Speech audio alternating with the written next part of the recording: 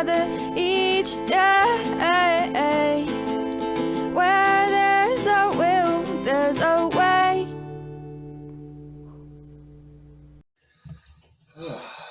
Good afternoon. Good afternoon. Good afternoon. At some point it will be summertime in Colorado. I am tired of being cold all the darn time. So anyway, I hope everybody is having a good Friday. It's good to see some of my friends jumping on here.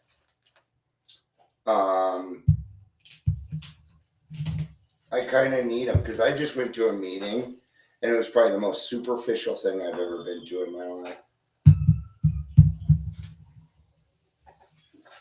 I didn't believe what I was hearing. Actually, I couldn't believe what I was not hearing.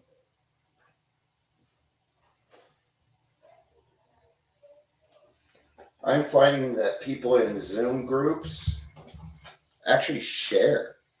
Amber, Mandy, two of my favorite people. I'm glad you're both here because you support me. No, I went to a live meeting. I've decided that at least once a week right now, I need to get out of the house and go do something. And so I'm trying different meetings. So I'm trying different live meetings. I need to make myself a little uncomfortable and get out there a little bit more. So that way I don't have as much anxiety when it's time for me to actually do it and things like that. So I went to a live meeting and it was on the psychic change, which nobody talked about.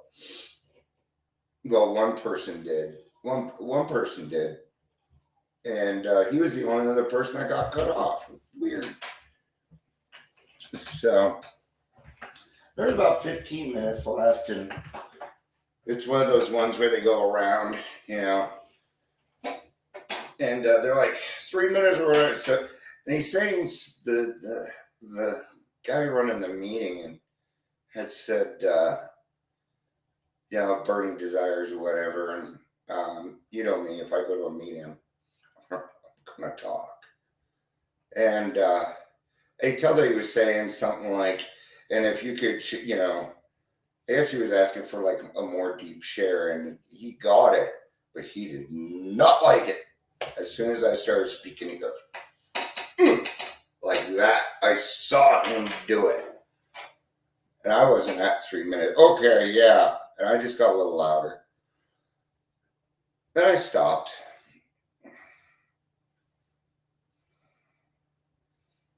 John sitting next to me, who I've known for a long time, is like, yeah. And not one person came up to me after the meeting. I tried to start some conversations with people. Nothing.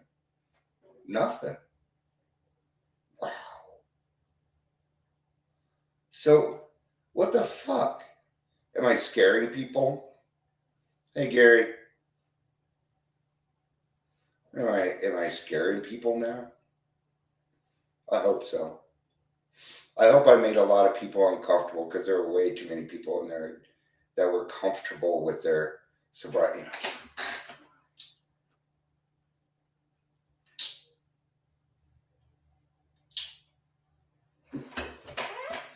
The end of the meeting, they go, if anybody's willing to sponsor, I see these hands come up, and I said, what about just approaching the newcomer like we're supposed to? And John next to me is like, yo, he's been around for a while too, right? So, I'm not just in the business to, I'm a member of AA. Okay. Great. Well, the only requirement is a desire to stop drinking. Okay. If I want to talk at a meeting, I'm going to talk at a meeting. So I wasn't going to go up to him after the meeting and say, hey, George, don't ever cut me off again, man. That was just rude. I'm sure he had his reasons, but his reasons were I don't know. There was just no reason for it. You guys know me. I get kind of passionate and I'm kind of loud. And everybody was turning around looking at me because I was right. They knew it. Okay. But there are certain people in there that don't want that. I'm going to tell you why, because then they're going to lose all control. And they want control of that meeting. Oh, I saw it. Right down to the thermostat. Who has the key to it? That's power. It's power. It is power abused. Power abused. See, what he really wanted to do was impress the cute little girl next to him. That's what he was going for. And I saw it. I saw it. Yeah. Hell, he was speaking when I went to the bathroom. When I came back, he was still speaking. He went over 3 minutes. It was funny. Aside from Chris, who comes on here, Chris and I are the only living original members of that group, and they have no fucking clue. And I'm not going to tell them. So what?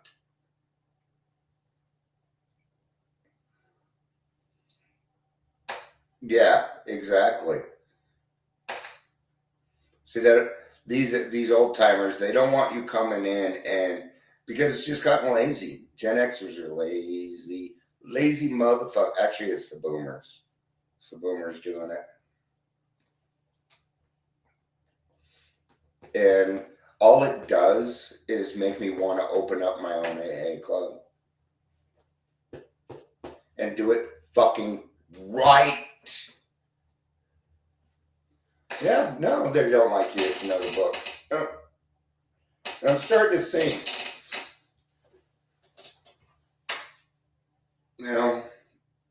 I go to Zoom meetings and, at least people there are sharing their feelings. And it seems like in these live meetings, nobody's really sharing. Everybody's claiming their seat. Which means, hi, Dion, I'm an alcoholic. Yeah, I'm having a good week. I'm grateful for AA. Thanks. That's all I have. Why did you show up? Why did you even bother to show up? If you're not there to help the newcomer, why the fuck are you there?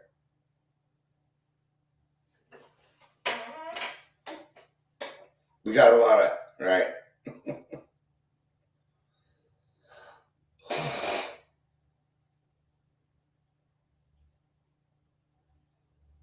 No. But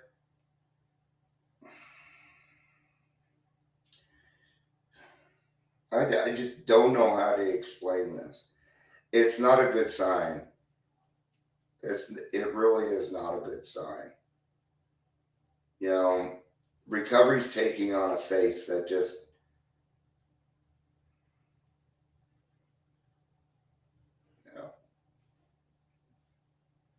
Did you know that Jelly Roll has more of an influence on people in recovery than I do?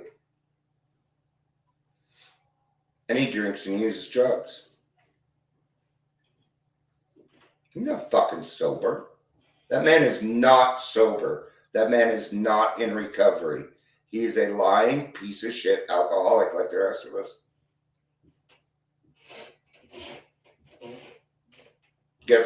You know what? I need to take the word piece of shit out of there. That wasn't fair. Because he's not a piece of shit. He's not. Actually, I like some of his music, but he's a fraud. That's fraud in my book. Okay? He's a great example of what not to do. That's what Jelly Roll is. Listen to the song Save Me. Okay? That is not a positive song. Yeah, he says it. He even says he still drinks. So at least he's being honest about that, right? Yeah. But see how he's taking advantage of the recovery community? And see how everybody's okay with it?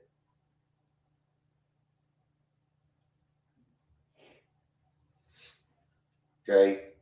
Recovery is not a fucking bandwagon. Recovery is not a phase. It is not the new thing. We have been doing this for 88 years, and we have gotten millions of alcoholics sober. Millions. Millions. No one. Yeah, I mean, go combine the rest of them. I'll put them all together, and it will not even come close to matching AA. It will not. Why? Because AA was God-given. It was God-given. Everything else is going on is shit we made up. Bill and Bob died broke.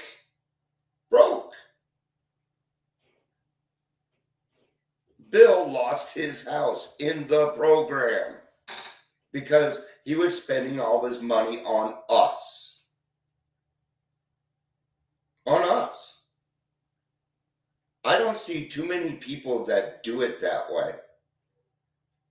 And if you want a real chance at this, if you want to live a good life, then you're going to have to do certain things. And the work is one of them. I just went to a meeting where like 5% of the people were doing the work. I could feel it.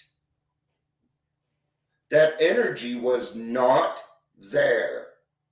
It wasn't there. What was I sitting in? A stagnant group. Somebody needs to come into that group and stir some shit up because they're all way too stagnant and too fucking comfortable in their little noon meeting, patting each other on the back, telling each other it's okay, when it is not okay. It's not okay.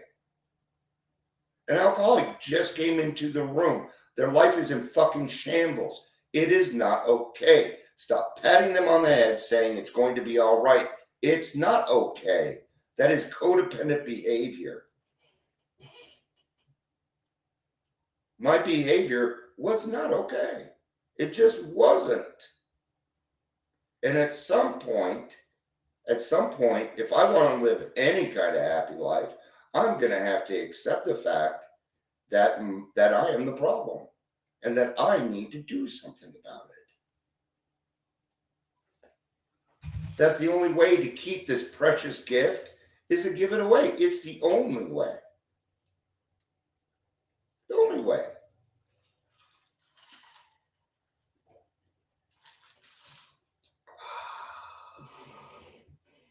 You know, when I go to a group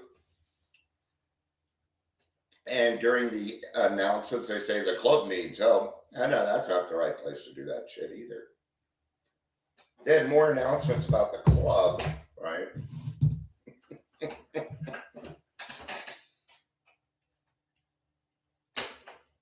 Why? Because the person that was sharing is probably one of the owners. Okay? I'm going to tell you something. If you run an AA club, you don't get to chair the fucking meetings. In fact, most of those you should not even be in. It is a conflict of interest. It is. It's a conflict of interest. You know? And so now you guys can see why and why more. I just want to open my own place.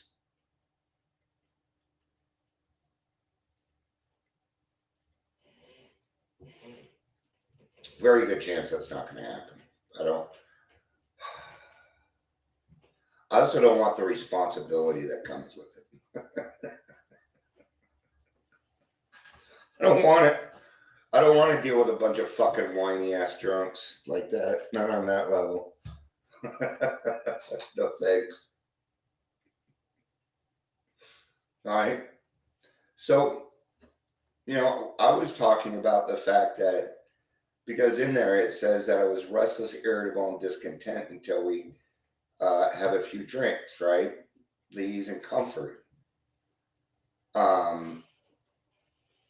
You know, and I was saying I was born. You guys know, you know what I say about that. We're born with this disease. And I told him, I was born restless, irritable, and discontent. I was born a liar. I was born dishonest. And I finally found my solution when I drank. They did not like hearing this. Then I proceeded to tell them that the psychic change does not, absolutely not, require a spiritual experience. Nope. The psychic change is about why you're getting sober. That's it. There's nothing else behind it. We got it. Why? Keep it simple. You know, the other guy that even touched on it, he was, and you tell that he it doesn't fucking matter. Who cares? Personally, I think he was closer to the topic, and he also got cut off. See, when people start getting a little too close to the truth, when people start hitting on certain points, and all I did was share my experience. The difference is I go to meetings and I hear other people telling other people's experiences and not their own. All the 4-step. Well, you know, my dad. It's not your dad's 4-step. It's your 4-step. Dad. Okay? And if you're a newcomer, I'm fine with it. Okay? But if you have more than 60, 90 days, please stop dumping in meetings. Okay? Let me explain what dumping is. Dumping means that you just go to the meetings to dump your feelings. And that's it. Every now and again, absolutely, we're not all sick on the same day. But when it's every day, you're not living in the solution. Right? And it's funny, Mandy, that you bring that up because he had said some things, right? And then somebody came over and talked to him. And then he raised his hand again. He was like, I should have put that in some different state. I should have put that in me statements. And the guy chairing said, oh, you don't need to worry about that. Let the fucking dude talk. Shut your damn mouth and let him talk. Shut up, George. I was getting ready to say it too. Shut up. Let the dude talk. Okay. Now, so there were a couple people that talked after me, right? And I got cut off. Well, he let them talk. Okay. Okay. I'm okay with that. If I take offense to that, you know what happens? No one wins. No one wins. I still had to be a leader. I still had a great meeting. I still was in a good mood. It didn't change. Did I notice this stuff? Sure I did. Am I going to let it affect me the rest of the day? No, I'm not. Okay? One of those people was a newcomer. Let him ramble, man. Go for it. Absolutely. If that person needs time, but don't ask me if there's a burning desire and cut me off. It's probably because he knew what was coming next. The solution, and we don't want that. So why do we not want solutions in the meetings? Why do people avoid them? Because then they're going to have to do the work. If they bring it up and they talk about it, then they're accountable. They don't want that. Because if you haven't done the work, you don't know how to be accountable. So that makes it very tough, doesn't it? Right? Yeah, it's fear. It's all you're Mandy, you are right on spot. It is always fear. It is always. Especially when it comes to men. And well, I shouldn't say especially when it comes to men, because I'm not a woman and I wouldn't be able to tell you. But I know for men. Yep. So then when we have fear, I can do a quick recap for you, Emma, my little chipmunk. Right? But I still had to be a leader. I couldn't just let it bother me. Okay? Went outside after the meeting, had a cigarette, tried to have a couple conversations. Nobody wanted to talk with me. They want to have their own little private conversations.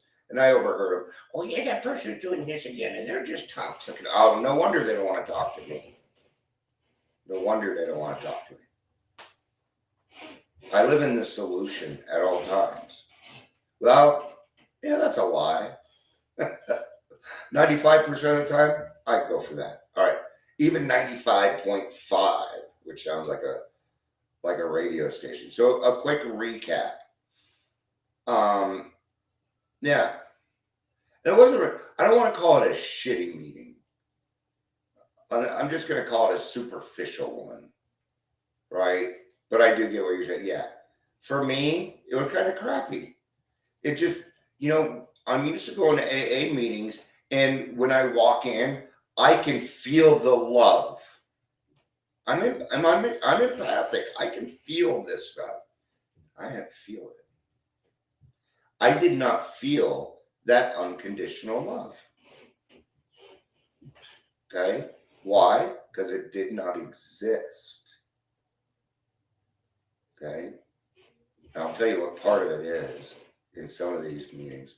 It's white privilege interfering with your own stupid recovery because you think you're something you're not. Ooh, ouch. It's true though. That's what I see. That's what I see. People sitting back in their chairs, way too comfortable. Way too comfortable. I want to go in there and be like, when was the last time any of you went on a 12-step call? Oh, we got night light for that now. Oh. Did you know that you can call the central office and say, hey, I'd like to be on night watch? Did you know you could do that? Oh, no, they don't, because they don't announce it in meetings. We're missing out on a lot of stuff. Did you know about Bridge the Gap? Bridge the Gap is a program inside of AA. Did you know about it? Some of you may have. Okay. Some of you may have. So, okay, and this is the way I always did sales too. Right? So when I would talk to somebody and I was selling something, I didn't hide stuff, just like I don't hide stuff with you. And I would tell them, my job here is to provide you with the information that you need to make an informed decision. Am I correct in this? Yes, I am correct in this. That's a yes answer. And the same is true here. See, what I'm doing is I'm providing you with the information that you need to make good choices every single day. And sometimes I need to come on here and say, stay away from these types of people because they're not necessarily toxic. That doesn't mean that they're bad, but they're probably going down a route you don't want to go on, that you just don't want to be a part of. There's a set of people out there that has made the grass greener on the other side. But when it comes down to it, they're just body brokers. They're body brokers. They're not in the program. I never see any of these people at meetings.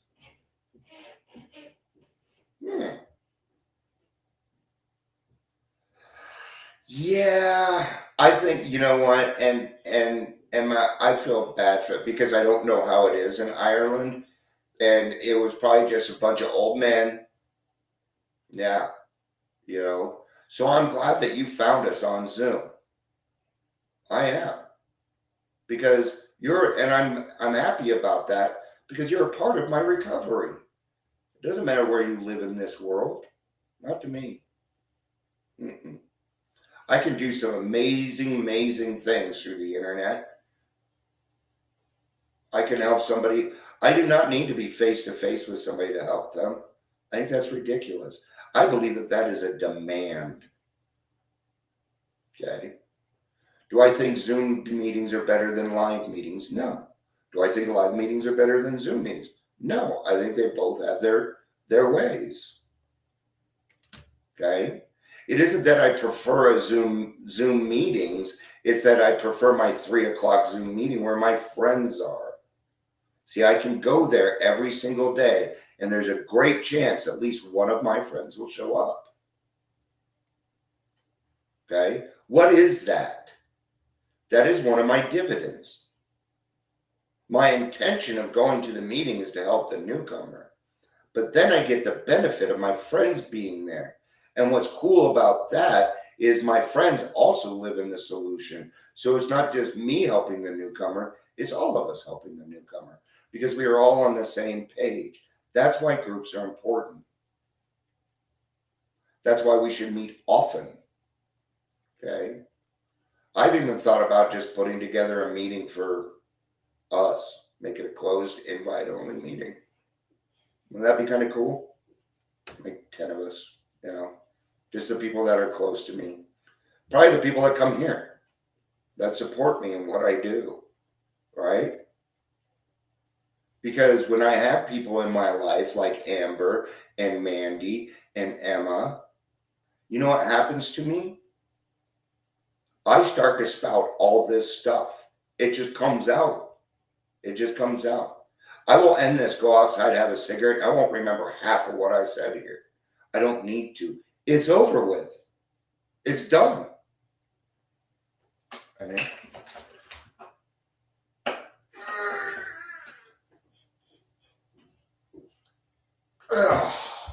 Do you still not have a big book? And we allow you to talk. That's right. Just Emma, though. We just allow Emma to talk. And Emma, yes, you're coming up. I'm going to be asking you to tell your story soon. I'm just wait. You're on my list. So here. Yes, see, and that's what I'm talking about. I learned more in one day from you guys than in months. That she went to counseling. Well, counselors can't really help you. They're going to tell you to go to AA. Okay? Yeah, and there's nothing. The only reason I don't like Big Book Online is that you can't mark it. That's the only reason. But I'm sure with like Audible or whatever, you can highlight in there. But there's just something for me, there's something about holding the book and reading it. I don't like reading it online. It's not the same for me. Right? Just isn't. And I don't listen to Audible. I find that lazy. You hear something you probably don't know about me. I don't listen to podcasts.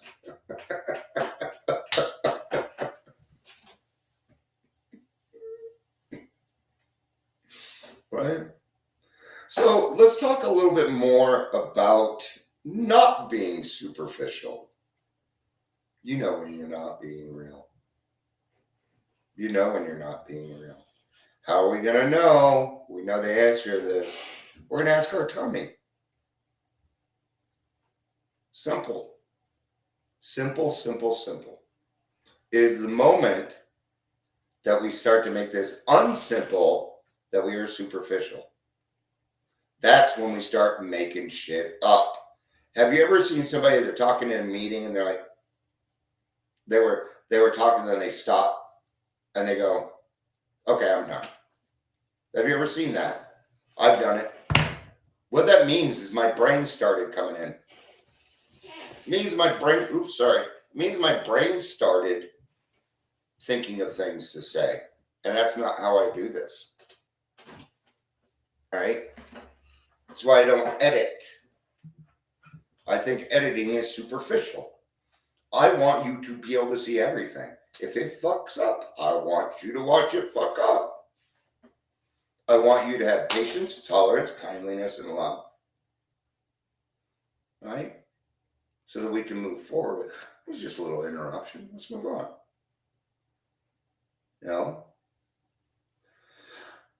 So I think the best way to stay out of to stay out of being superficial is by being honest with yourself. That's where it starts. Okay. All right, I'm getting ready to speak. What is the psychic change? Well, it just means I changed my mind. You know, I'll tell you what I was saying in the meeting. And I was getting kind of loud. I was telling him, it was, I forgot what I was saying. Because I thought of a wolf whistle. Oh, I'm still going to deny that I have ADHD. I'm still going to deny it. Okay? I don't want it. I don't want it. My cup's the same color as your picture. That's called avoidance. Did you see me do that? It's called avoidance. I changed the topic. See, the thing is when I come in here and I talk to you guys about this, I can't be superficial. Oh, I remember what I was saying. Why I quit drinking. I was saying that the reason that I quit drinking is because I was tired of waking up in the morning shaking. I was tired of sweating. I was tired of vomiting. I was tired of not eating. I was tired of looking my wife in the eye and knowing I was killing her. See, this is when I had everybody's attention. And I couldn't do that anymore. My behavior was unacceptable. Okay? And this is what got him. I said, I'm diagnosed with 3 other things besides alcoholism. That's when I know it. That's what it did it. I know it. I said, but I'm still a free man. Right? So what went through his head probably, and I am assuming, is, oh, we got to talk about it. So he cut me off. But he missed the message. He missed the entire message, which was, you can make it no matter what. He missed an inspirational message because he wanted to be closed-minded because I said something. Okay? Right? I said something that disturbed his spirit. And that something was, oh, I am also sicker than I'm willing to admit, but I don't want to do anything about it. So we cannot talk about this. And since I am running the meeting, no, you're not, God is. I'm going to nix this in the bud. Because I decide. See how selfish that is? So when we start to think that it's okay to cut somebody off while they're talking, maybe because it's your own bullshit. What's the one thing everybody wants? To be heard. So, while people are talking, stop your fucking typing. Stop your fucking talking. Stop doing all these other things and fucking listen. Because sometimes these people are saying something like, I'm ready to kill myself, and we're too busy fucking around. And then later when, oh, we should have caught that. You're right. Should have. Okay? I take the program very, very seriously. I do not take myself seriously. That doesn't mean you can't have fun. But there's a limit. There's a limit. Okay? There's also the meeting after the meeting. So why don't you save your screwing around for then?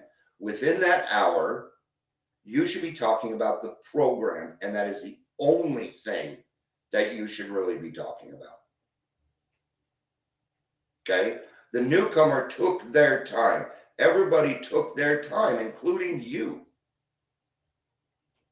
There's some meetings I won't go back to because I'm speaking and the person that's chairing, they're typing. And then I see it pop up and see it pop up and I see people laughing and I'm like, you're not listening. Why am I even bother talking? What a waste of my time. How disrespectful. I won't do that. I won't do that to other people. Lost service, huh? Welcome back. I'm still talking. Holy crap, 35 minutes. I guess I had a lot to say on this. A lot to say on it. But 25 minutes till the 3 o'clock meeting, so I should start getting prepared for that. Right? And I'm getting a little frustrated with my home group. I express it just a little bit. I love God too. I love God. Um, I just feel like I'm doing a lot of the work. You know, we only had like a couple co-hosts the other day, and two of them were working, and they need to work.